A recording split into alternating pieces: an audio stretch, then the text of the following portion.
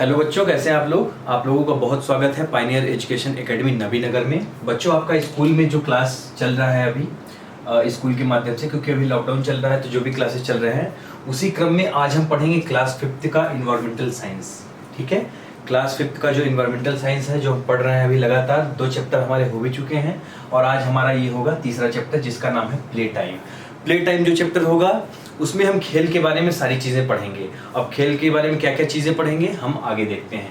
उससे पहले बच्चों हम ये जानेंगे कि आखिर खेल होता क्या है। खेल देखिए, हम लोग आप लोगों ने देखा होगा कि खेल जब आप लोग खेलते हैं तो बहुत सारी चीज़ों के लिए हम खेल खेलते हैं, जैसे कि फन के लिए, मतलब हम अपने मनोरंजन के लिए गेम खेलते हैं। ठीक है, कभी कभी हम अपनी स्ट्रेस भगाने के लिए, हमारा मन नहीं लग रहा है तो हम कोई खेल खेल लेते हैं। और कभी कभी फिटनेस के लिए, फिजिकल फिटनेस के लिए कि हम अगर रनिंग करेंगे तो हमारी बॉडी अच्छी रहेगी, या हम कोई और गेम खेलेंगे तो हमारी बॉडी अच्छी रहेगी, तो उसके लिए क्या करते हैं हम स्पोर्ट्स का यूज़ करते हैं। ठीक है, स्पोर्ट्स या गेम का यूज़ करते हैं। ठीक है, और जो गेम होता है बच्चों, गेम इंडिविजुअल्स के बीच में भी खेला जाता है। और गेम देखिए, गेम और स्पोर्ट्स में अंतर क्या है। गेम क्या होता है, जब हम घर में गेम खेलते हैं, आप लोग जैसे बच्चे हैं अभी, जब आप लोग घर से बाहर निकलते हैं तो अपने फ्रेंड्स के साथ ऐसे नॉर्मल गेम खेल लेते हैं, क्रिकेट खेल लेते हैं या कोई छोटा मोटा गेम आप साथ में खेलते रहते हैं। लेकिन यही गेम जब आप प्रतिस्पर्धा की भावना से खेलेंगे, कंपटीशन की भावना से खेलेंगे, जो आपका प्रतिद्वंदी है, सामने वाला जो प्लेयर है, आप जब उसको हराने की भावना से खेलेंगे तब वो बन जाएगा स्पोर्ट्स। ठीक है, तो स्पोर्ट्स गेम में जो विशेष अंतर है यही होता है। गेम क्या होता है जो नॉर्मली खेला जाता है, स्पोर्ट्स में क्या होता है, स्पोर्ट्स में प्रतिस्पर्धा होती है। और इसमें क्या होता है, गेम इंडिविजुअल भी खेला जाता है।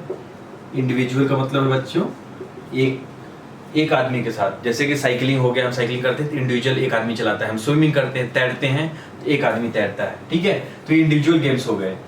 और टीम गेम कौन से हो गए, टीम गेम कौन से हो गए जो टीम्स में खेले जाते हैं, जैसे क्रिकेट हो गया, क्रिकेट में 11 प्लेयर होते हैं। फुटबॉल हो गया, फुटबॉल में भी 11 प्लेयर होते हैं, तो एक टीम के साथ खेला जाता है। कबड्डी हो गई या वॉलीबॉल हो गया, वॉलीबॉल में 7 प्लेयर होते हैं। तो ये प्लेयर क्या करते हैं, एक दूसरे की टीम के खिलाफ खेलते हैं, तो ये क्या होता है, टीम गेम होता है। और ये इंडिविजुअल गेम होता है। ठीक है, अब बच्चों इतना चीजें आपको समझ में आ गई कि गेम क्या होता है। अब हम आगे देखेंगे, जैसा कि हमने आपको बताया कि गेम जो है, खेल जो होता है वो आपको मानसिक रूप से और शारीरिक रूप से अच्छा होता है। मानसिक रूप से आपका दिमाग भी ठीक रहता है, साथ ही आपका हेल्थ भी अच्छा रहता है। अब बच्चों हम देखेंगे importance for games and sports, मतलब importance of games and sports. जो गेम्स है और स्पोर्ट्स है, इसका इंपॉर्टेंस क्या है, इसके बारे में बात करेंगे। आखिर ये क्यों महत्वपूर्ण है, क्यों हम गेम्स और स्पोर्ट्स के बारे में बात कर रहे हैं, इस चैप्टर में पढ़ रहे हैं। तो हम आगे देखते हैं importance of games and sports. ठीक है बच्चों, तो जो पहला इंपॉर्टेंस है, मेंटल एंड फिजिकल। आप लोग बुक खोल लीजिए अपनी, बुक में आपके लिखा है सब कुछ।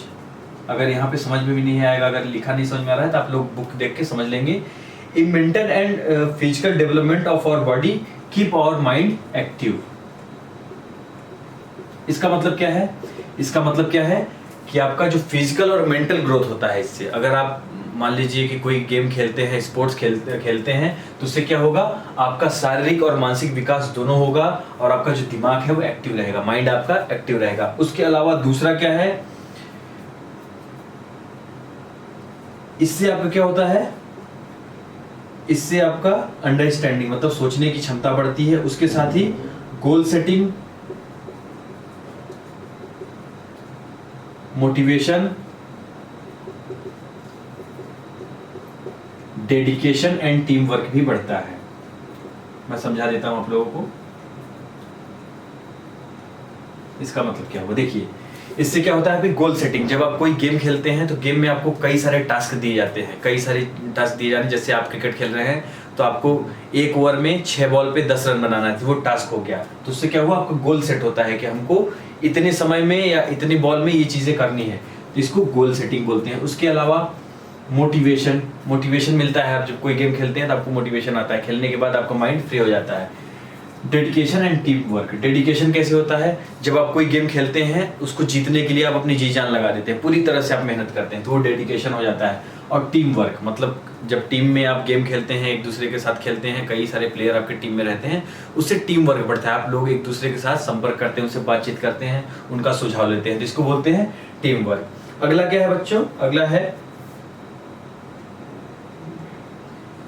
ये कंपटीशन बढ़ाता है गेम एंड डिसिप्लिन बढ़ाता है। अब ये डिसिप्लिन कैसे बढ़ाता है और कंपटीशन कैसे बढ़ाता है? हम अगर किसी के खिलाफ खेल रहे हैं खेल, जैसे मान लीजिए कोई लड़का है राम और खेल रहा है श्याम के खिलाफ, राम और श्याम एक दूसरे के खिलाफ खेल रहे हैं, गेम खेल रहे हैं, तो उससे कंपटीशन की भावना बढ़ती है और राम भी बहुत अच्छा करने की कोशिश करेगा, बहुत अच्छा खेलने की कोशिश करेगा और श्याम भी बहुत अच्छा खेलने की कोशिश करेगा। तो यहाँ पे कंपटीशन की भावना बढ़ी। ठीक है, डिसिप्लिन कैसे हो गया बच्चों? जैसे मान लीजिए किसी टीम में 4 प्लेयर हैं, अगर वो एक दूसरे के साथ खेल रहे हैं तो निश्चित रूप से एक दूसरे का सम्मान करना होगा, एक दूसरे का आदर करना होगा। अगर एक दूसरे का सम्मान और आदर नहीं करेंगे तो वो मैच या वो जो गेम होगा, स्पोर्ट होगा, वो नहीं जीत पाएंगे। उसके अलावा एलिमिनेट आवर मेंटल स्ट्रेस। हमने आपको पहले भी बताया, थोड़ी देर पहले अभी, कि जो हमारे दिमाग का जो मेंटल स्ट्रेस रहता है, जैसे आप लोग घर में बैठे बैठे बोर हो रहे होंगे, अभी तो लॉकडाउन चल रहा है, तो लॉकडाउन के पहले भी जब आप कभी मान लीजिए घर में बैठे हुए हैं, बहुत बोरियत फील हो रही है, आपको मन नहीं लग रहा है कहीं पे, तो आप कोई गेम खेल लेते हैं। आप आजकल तो लोग बाहर गेम नहीं खेलते, मोबाइल में खेल लेते हैं, इंडोर गेम्स भी खेल लेते हैं, शतरंज खेल लेते हैं, लूडो खेल लेते हैं, तो उससे क्या होता है, माइंड एक्टिव हो जाता है। या बाहर जाके गेम खेल लेते हैं तो उससे क्या होता है, मेंटल स्ट्रेस कम हो जाता है। दिमाग में जो आपको डिप्रेशन जैसी स्थिति उत्पन्न हो जाती है, एकदम परेशान हो जाते हैं घर में, वो चीजें सही हो जाती हैं। ठीक है, हाउ टू टैकल सिचुएशन,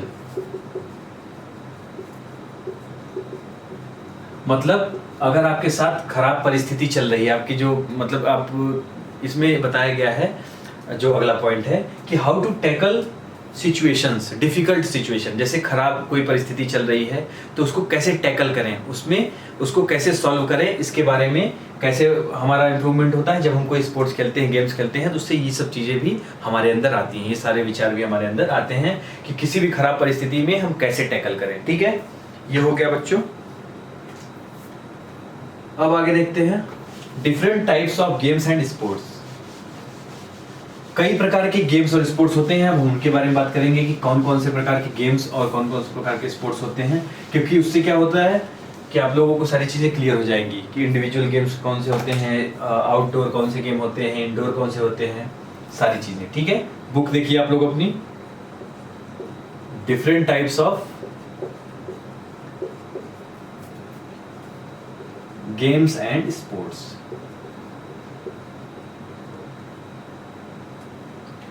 देखिए, जो गेम ओपन फील्ड में खेले जाते हैं, जैसे कि हो गया फुटबॉल, क्रिकेट, वॉलीबॉल, जो ओपन फील्ड में खेले जाते हैं उस गेम्स को क्या बोलते हैं, आउटडोर गेम्स।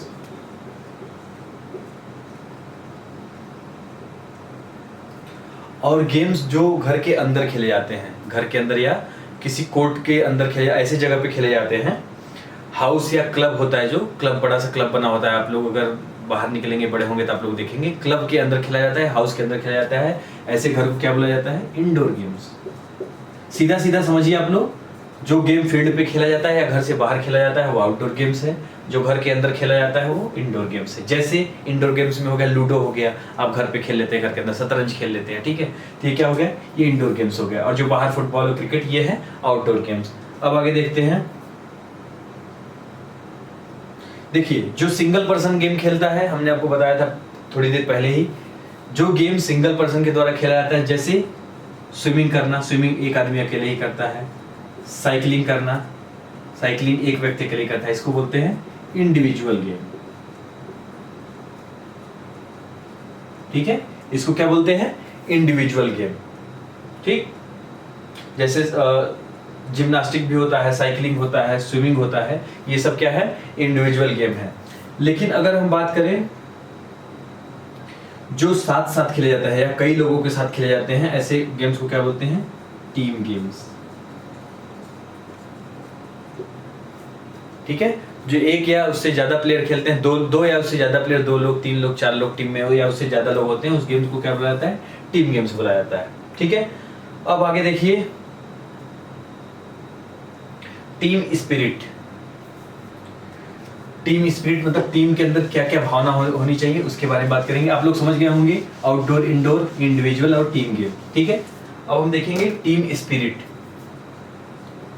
टीम स्पिरिट आप लोग बुक में देखिए अपने लिखा हुआ है, working together with energy and passion towards a common goal is called team spirit. जब हम कोई किसी काम को एक साथ करते हैं, ठीक है, जब लक्ष्य एक होता है, जब हमारा एम एक होता है और उसको हम पूरे डेडिकेशन के साथ, पूरे पैशन के साथ करते हैं, तो ऐसे गेम को क्या कहा जाता है, ऐसे वर्क को क्या कहा जाता है, टीम स्पिरिट। ये लिखा हुआ है टीम स्पिरिट मतलब टीम की भावना से खेला गया। हम सारे लोग, जितने लोग गेम खेल रहे हैं, सब लोगों का लक्ष्य एक ही है, हम सबको गेम जीतना है, लेकिन मिल के जीतना है। तो सब लोग क्या करते हैं, मिल के गेम जीतते हैं, ठीक है, मिल के अपना लक्ष्य को प्राप्त करते हैं। तो ये हो गया team spirit. Team spirit is the feeling of pride and loyalty, ठीक है। इससे क्या होता है, प्राइड एंड लॉयल्टी फील होती है, बहुत ज्यादा गर्व फील होता है, आत्मविश्वास फील होता है कि किसी कोई भी हमने अपना एम पूरा कर लिया। अगर हमको कोई गेम में टास्क दिया गया था, हमने उसको पूरा कर लिया, ठीक है। और जो ये टीम वर्क में गेम होता है, इसमें टीम का एक हेड होता है जिसको हम बोलते हैं कैप्टन, ठीक है। टीम का जो हेड होता है, जो पूरे टीम को संचालित करता है, पूरे टीम के लोगों को ख्याल रखता है, पूरे टीम के लोगों को इनकरेज करता है, उनको समझाता है कि कैसे खेलना है, कहाँ खेलना है, किस जगह पे खड़े होना है। तो ऐसे व्यक्ति को बोला जाता है कैप्टन, या हिंदी में इसको बोलते हैं कप्तान, ठीक है। आपने देखा भी होगा क्रिकेट टीम में विराट कोहली इस समय इंडियन टीम के कैप्टन। जो कैप्टन होता है मेजर रोल प्ले करता है। मेजर रोल इसलिए प्ले करता है क्योंकि सारा दायित्व इसी के ऊपर होता है टीम का। ये टीम मेंबर्स को उत्साहित करता है कि अच्छे से खेलो, कोई कमी होती है तो उसको बताता है, कोई भी सुझाव होता है तो उनको बताता है, मतलब जो भी चीज़ें होती है सारी चीज़ें उनसे शेयर करता है। अगर वो भी कोई चीज़ शेयर करते हैं तो उसको अमल में लाने की कोशिश करता है, ठीक है। तो कैप्टन के ये वर्क होता है। Captain of the team must possesses the following qualities. देखिए, जो कैप्टन होता है वो बहुत सारी चीज़ों का अधिकारी होता है, मतलब बहुत सारी चीज़ें ऐसी होती हैं जो सिर्फ जो गुण कैप्टन के अंदर होने चाहिए। इसका सीधा सा मतलब है कैप्टन बनने के लिए एबिलिटी क्या है, क्या चीज़ें होनी चाहिए कैप्टन बनने के लिए, उसके बारे में बात करेंगे। अगर कोई व्यक्ति कैप्टन बनता है तो सबसे पहला है ability to inspire all the teammate. Inspire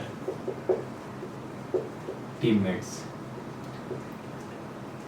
मतलब अगर कैप्टन है तो उसके अंदर एबिलिटी होनी चाहिए, उसके अंदर योग्यता होनी चाहिए इंस्पायर करने के लिए। सभी अपने जो टीममेट हैं उनको इंस्पायर करे, अपनी बात से वो इंस्पायर कर ले कि आप अगर वो कोई चीज़ बोलता है तो उसको वो जरूर सुने।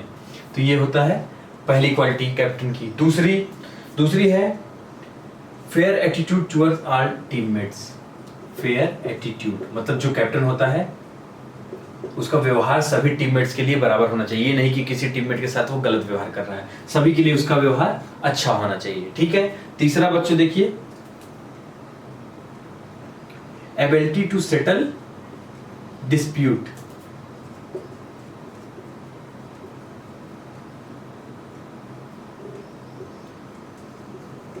इसका मतलब क्या हुआ, अगर कोई विवाद होता है टीम के, मान लीजिए दो प्लेयर आपस में लड़ाई कर लेते हैं, झगड़ा कर लेते हैं, तो उन दोनों को समझाने का दायित्व किसके ऊपर रहता है, कैप्टन के ऊपर होता है। तो उसको क्या होता है, वो सेटल करता है। कोई भी अगर विवाद होता है टीम में तो उसको उसका निपटारा कौन करता है, कैप्टन करता है। उसके साथ ही कोई भी अगर समस्या होती है टीम में, कोई भी ऐसी परिस्थिति बन जाती है कि स्थितियां खराब हो जाती हैं, तो उस जगह पे कैप्टन ही आएगा और स्थिति का निवारण करेगा। ये भी क्वालिटी उसके अंदर होना चाहिए। उसके अलावा वो पैशनेट होना चाहिए, डेडिकेट होना चाहिए अपने कार्य को लेके।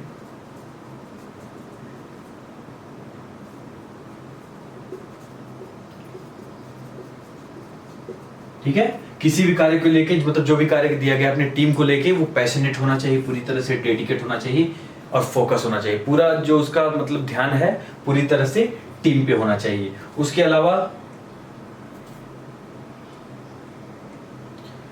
अगर टीम का कोई भी सदस्य है, मान लीजिए कि एक टीम में 11 लोग हैं और एक कैप्टन है और 10 लोग अन्य प्लेयर हैं, तो अगर टीम के कोई प्लेयर कोई सुझाव देते हैं तो उस सुझाव को मानने का जो अधिकारी होता है वो कौन होता है, कैप्टन। ठीक है, कंट्रीब्यूशन एंड आइडियाज, अगर कोई योगदान देता है टीम का व्यक्ति, जैसे मान लीजिए कोई प्लेयर बहुत अच्छा खेलता है तो हम जाके उसको उत्साहित करेंगे कि आपने बहुत अच्छा खेला, उसको समझाएंगे और सारे टीममेट्स को समझाएंगे कि आप इसकी तरह खेलो, ये बहुत अच्छा खेलता है, ये पूरी तरह से फोकस्ड बंदा है। तो कंट्रीब्यूशन को याद करेंगे उनके, और साथ ही कैप्टन जो होता है वो आइडियाज को भी, अगर कोई टीममेट कोई आइडिया दे रहा है तो उसको भी मानेंगे। ठीक है बच्चों, तो ये हमारा पहला पार्ट कंप्लीट हो गया प्ले टाइम का। अब सेकंड पार्ट में हम फिर से मिलते हैं। Thank you very much, all the best.